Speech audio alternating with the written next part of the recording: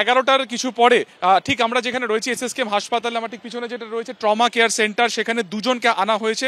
এই দুর্ঘটনাতে যে দুজন একেবারে গুরুতরভাবে জখম ছিলেন, যার মধ্যে এই ভোলানাথ ঘোষ অর্থাৎ যিনি হচ্ছেন এই শেখ শাহজাহান মামলার অন্যতম সাক্ষী, তার ছেলে সত্যজিৎ ঘোষ এবং সেই গাড়ির চালক শাহানুর আলম, এই দুজনকে এখানে আনা হয়। কিন্তু এখানে আনার পরই তাদের চোট এতটাই গুরুতর ছিল যে এখানে তাদেরকে ব্রড ডেড ডিক্লেয়ার করা হয়, অর্থাৎ একেবারে হাসপাতালে আসার আগেই তাদের মৃত্যু হয়েছে।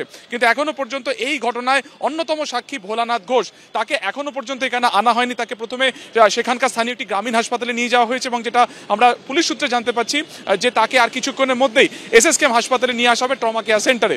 এই শেখ শাহজাহান, যা কার্যত বলা চলে যে সন্দেশখালী ত্রাস, যে এর আগে যার নাম বারবার জড়িয়েছিল রেশন দুর্নীতির সময়, ইডি যখন তার বাড়িতে রেড করতে গেছিল তখন তার ইডির একেবারে ওপরে হামলা করা হয়। সেই ঘটনার পরবর্তীকালে সিবিআই তদন্তভার নেয়। সেই তদন্তের ক্ষেত্রে কিন্তু অন্যতম সাক্ষী ছিল হচ্ছে ভোলানাথ ঘোষ। শুধুমাত্র তাই নয়, এরপরে আর্মস রিকভারি কেসেও যা সিবিআই তদন্ত করছে, সেই কেসেও কিন্তু অন্যতম গুরুত্বপূর্ণ সাক্ষী ছিলেন এই ভোলানাথ ঘোষ।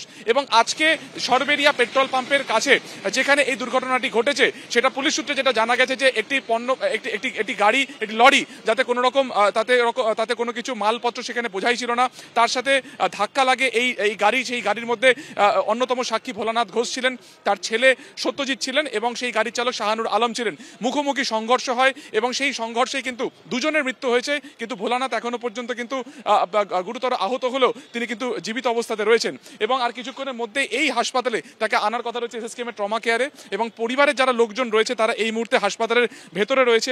ঠিক কি ঘটনা ঘটেছিল পুলিশ গোটা বিষয়টি তদন্ত করে দেখছে। তবে একটা অস্বাভাবিকতা রয়েছে বা একটা প্রশ্ন যেটা উঠছে যে শেখ শাহজাহান মামলার অত্যন্ত গুরুত্বপূর্ণ সাক্ষী তার গাড়িতে এই যেভাবে একেবারে দুর্ঘটনাগ্রস্ত হয়েছে, এটা কি শুধুমাত্র নিছক দুর্ঘটনা নাকি নেপথ্যে অন্য কোনো কারণ রয়েছে? গোটা বিষয়টি খতিয়ে দেখা হচ্ছে।